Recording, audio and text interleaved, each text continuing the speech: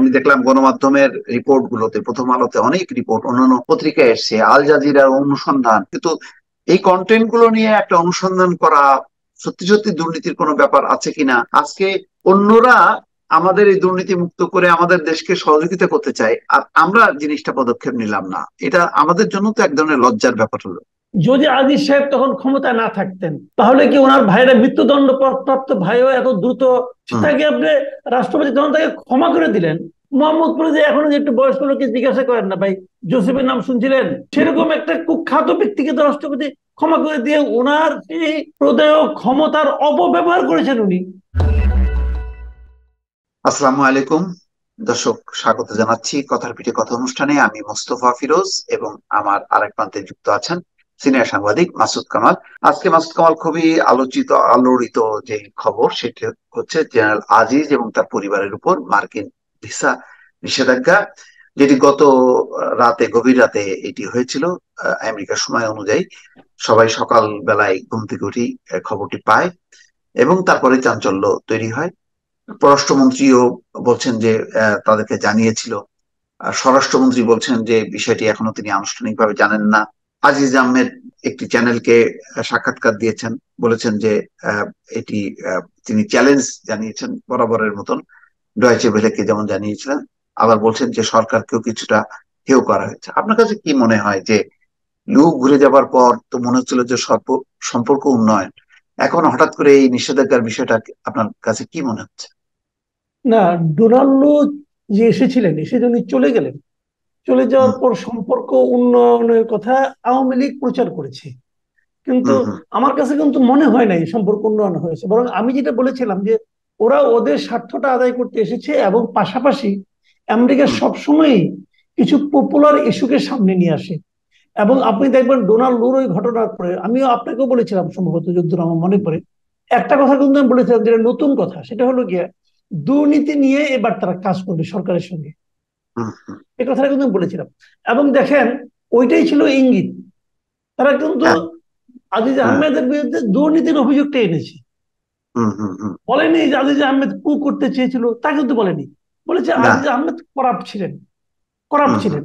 এবং সেই করাপশনের বিষয়টা এতটাই তাদের কাছে অগ্রহণযোগ্য মনে হয়েছে যে একটা সামরিক দেশের সামরিক বাহিনীর প্রধান উনি যদি হুম করাপ্ট হন তাহলে সেটা তো একটা বিরাট ঘটনা। এবং এই জন্য হুম উনি যাতে আমেরিকায় যেতে না পারেন, ওনার ফ্যামিলি কেউ যাতে আমেরিকায় যেতে না পারেন, সেই ধরনের একটা ডিক্লারেশন তারা দিয়েছে।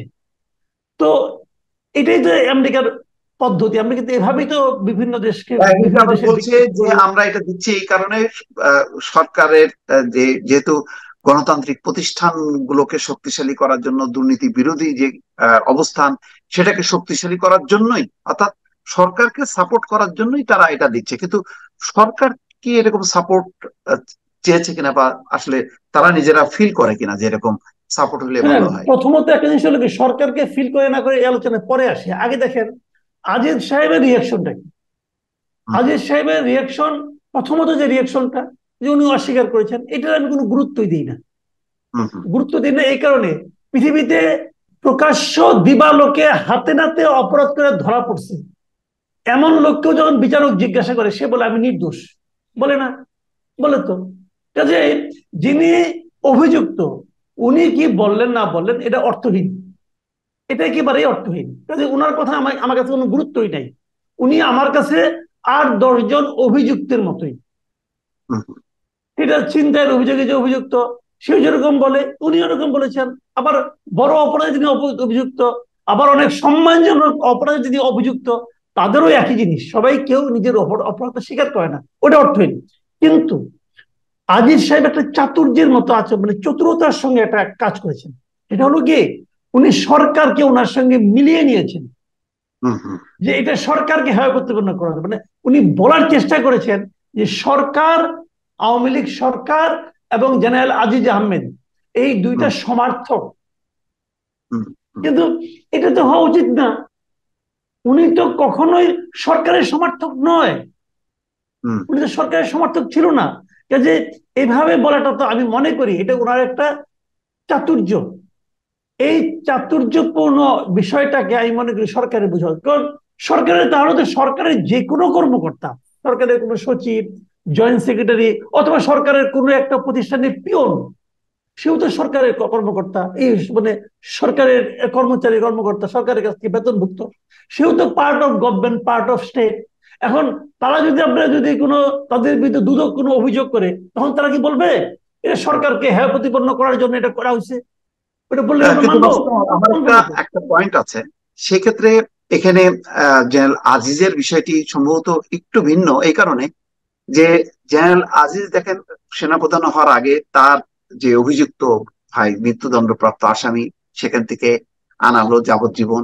তারপরে রাষ্ট্রপতির আনুকূল্য পেয়ে যেভাবে দ্রুত প্রক্রিয়ায় তাকে কারাগার থেকে বের করা হলো, বঙ্গবন্ধু প্রিজন সেলে বহুদিন ছিলেন, সেখান থেকে নাম মানে পাসপোর্ট করে যেভাবে দেশে বাইরে চলে গেলেন এবং বাইরে যে তার পুরো জাতীয় পরিচয়পত্র পরিবর্তন করলেন, এবং তারপরে সেই সংযোগ আহ কথাবার্তাগুলো মানে বিভিন্ন কেনাকাটায়, তাতে এক ধরনের মনে হয় যেন একটা রাষ্ট্রীয় আনুকূল্য পেল। সেই আনুকূল্যটা কি শুধু জেনারেল আজিজের ক্ষমতা সেটা মানে সম্ভব হলো, নাকি অন্য কোনো ক্ষমতা ছিল তার পেছনে? না, রাষ্ট্রীয় আনুকূল্য তো এখন যারা ক্ষমতায় থাকে সবাই পায়।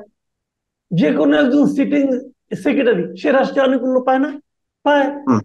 হ্যাঁ। উনি সিটিং আর্মি চিফ হিসেবে ক্ষমতা আনুকূল্য পেয়েছেন অথবা আদায় করে নিয়েছেন, হুম। কোনটা হয়েছে আমি তো বলতে পারবো না। হয় ওনাকে এমনি দিয়েছে ক্ষমতাটা, আনুকূল্যটা, অথবা উনি আদায় করে নিয়েছেন, বলছে যে এরকম না হলে কিন্তু এরকম হবে, আমি কিন্তু খুশি হব না, কারণ ওনার খুশিটা হয়তো দরকার ছিল, তিনি নিয়েছে গভর্নমেন্ট। আপনি কি মনে করেন যদি আজিজ সাহেব তখন ক্ষমতায় না থাকতেন, উনি যদি আর্মি হ্যাঁ। জেনারেল না থাকতেন, তাহলে কি ওনার ভাইরা মৃত্যুদণ্ড প্রাপ্ত ভাইও এত দ্রুত মানে মৃত্যুদণ্ড পেয়েছে? সে একটা অপরাধ প্রমাণিত হয়েছে বলে তো মৃত্যুদণ্ড হুম। পেয়েছে। হুম। তাকে আপনি, রাষ্ট্রপতি যখন তাকে ক্ষমা করে দিলেন, তখন কিন্তু রাষ্ট্রপতি বলেন নাই যে তার মৃত্যুদণ্ডটা ঠিক ছিল না। রাষ্ট্রপতি হুম। কিন্তু এটা স্বীকার করে নিয়েছেন প্রথম ক্ষমা। রাষ্ট্রপতির ক্ষমা যখন কেউ পায়, তখন কিন্তু এটা প্রমাণিত হয় যে তার অপরাধটা সত্য। কিন্তু এই অপরাধের পরেও রাষ্ট্রপতি কোনো কারণে তার উপর সন্তুষ্ট, অতএব রাষ্ট্রপতি এই কাজটা করেছে। এইটা তো রাইট। রাষ্ট্রপতির ডিসক্রেডিট আমি মনে করবো। এটা রাষ্ট্রপতি, কোন রাষ্ট্রপতি যখন নাকি একজন খুনের আসামিকে, পৃথিবীর সব দেশেই কিন্তু, সব দেশে রাষ্ট্রপতিকে এই ক্ষমতাটা দেওয়া আছে যে হুম। উনি হুম। খুনের আসামিকে ক্ষমা করতে পারেন। তো উনি সেই ক্ষমতাটা কার উপরে প্রয়োগ করবেন? যেটা নিয়ে নাকি সমাজে মানুষের মধ্যে একজন সন্দেহ থাকবে যে বিচারক যদিও রায় দিয়েছে, তবু বোধহয় একটু সন্দেহ আছে, সেটাতে রাষ্ট্রপতি তার ক্ষমতার সেই প্রয়োগটা করেন। কিন্তু এখানে তো কোনো সন্দেহ নাই রে ভাই, সবাই জানে জোসেফ কি জিনিস।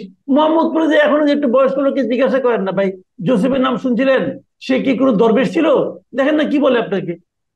তো সেরকম একটা কুখ্যাত ব্যক্তিকে তো রাষ্ট্রপতি ক্ষমা করে দিয়ে ওনার সেই প্রদেয় ক্ষমতার অপব্যবহার করেছেন উনি। হুম। উনি এটা ব্যবহার করে মানুষের কাছে সম্মানিত হন নাই। হামিদ সাহেব তাকে ক্ষমা করেছেন, রাষ্ট্রপতি আব্দুল হামিদ, সাবেক রাষ্ট্রপতি, উনাকে কি এই যে জোসেফকে ক্ষমা করছে, এই কথাটা শোনার পর হামিদ সাহেবের প্রতি কি আপনি কি হবে যাই না, আমি তো ওনার প্রতি আমার শ্রদ্ধা যা ছিল তা হলো একটু হলেও কমবে? কমবে না? কমবে তো।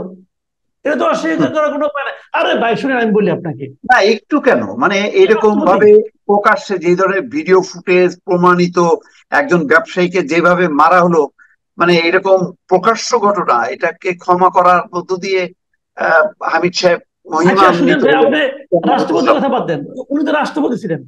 আরে হ্যাঁ। আমরা মাঝে মাঝে এমন বলি না যে আল্লাহ এত ভালো কাম করলাম, তাও ওই খারাপ লোকটাকে তুমি দিলা, এত কিছু দিলা, আমায় দিলা না। ওই আমরা তো আল্লাহর বিরুদ্ধে অভিযোগ করি, যদিও করা ঠিক না, যদি এটা করা ঠিক হুম। না, কিন্তু তারপরে তো, তাহলে উনি তো রাষ্ট্রপতি, তাই আমি বলবো না কেন? আমি আনহ্যাপি ওনার এই আচরণে। এবং সেই আনহ্যাপিনেসটা আমি যদি বলি, ওই সময় জেনারেল আজিজ আর্মিতে ছিলেন বলে উনি এটা আদায় করে নিয়েছেন, আমি হুম। মনে করি আমি ভুল বলবো না। এবং আমি মনে করি আমার দর্শকদের অনেকে এর সঙ্গে একমত হবেন, এটা তিনি অবশ্য করেছেন।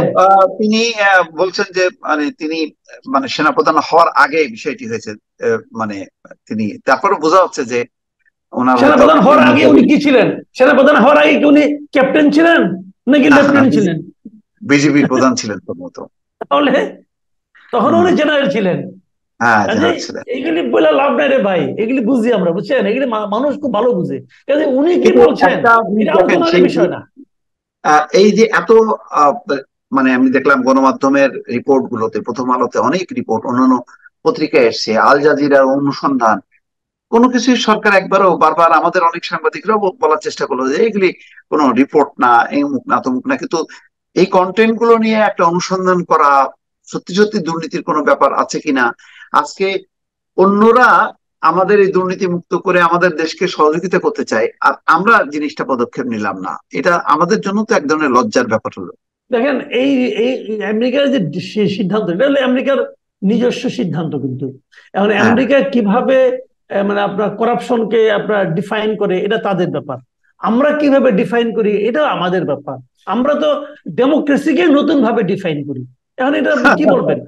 এখন যদি তারা বলে আমাদের যেরকম ডেমোক্রেসিটা আমরা নতুন ভাবে আমরা সংজ্ঞায়িত করি, ওরকম আমরা করাপশনকেও নতুন ভাবে সংজ্ঞায়িত করি, এবং আমাদের সেই নতুন সংজ্ঞায় জেনারেল আজিজের এটা করাপশন নয় যদি কেউ বলেন, এবং উনি যদি অথরিটি হন, তাহলে তো আমার আপনার কিছু করার নাই রে ভাই।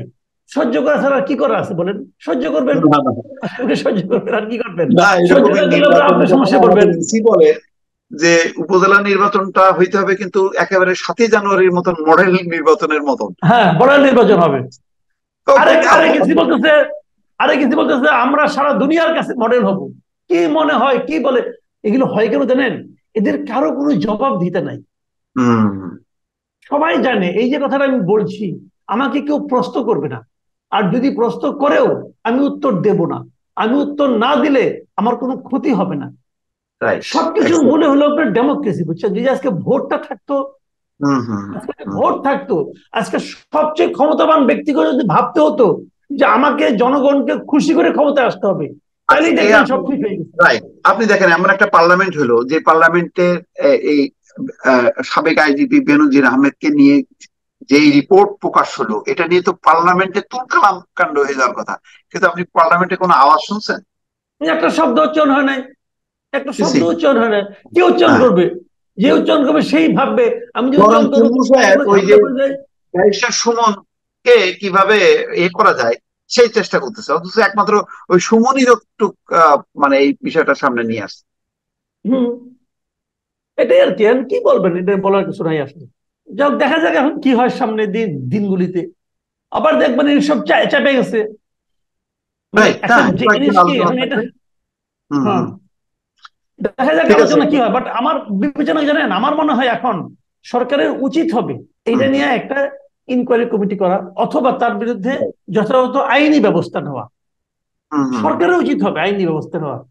তাহলে Exactly. বোঝা যাবে জিনিসটা ঠিক কি বেঠিক। কিন্তু না, সরকার যে এটা আইনি না একটা নিয়ে মেসেজ পরিষ্কার হলো, তা একটা ঠিক মেসেজ হবে না। পরিষ্কার হলো মাসুদ কামাল আমার কাছে, আপনি একমত কিনা, যে উনি বলছেন যে ডোনাল্ড লু যে নির্বাচনটা পাস্ট, কিন্তু এই যে গণতন্ত্র, মানবাধিকার, দুর্নীতি, এই বিষয়গুলির ব্যাপারে মার্কিন যুক্তরাষ্ট্রের বিশ্বব্যাপী যে অবস্থান, সেই অবস্থান সব দেশের ক্ষেত্রে একইভাবে চলতে থাকবে। তার মানে হচ্ছে আগামীতে আপনি মানবাধিকার বা দুর্নীতি এই সমস্ত বিষয়গুলো যে আরো আসবে না, তার কিন্তু কোনো গ্যারান্টি নেই, এটাই শেষ না।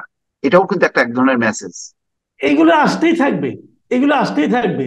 আবার পাশাপাশি বাণিজ্যও চলতে থাকবে।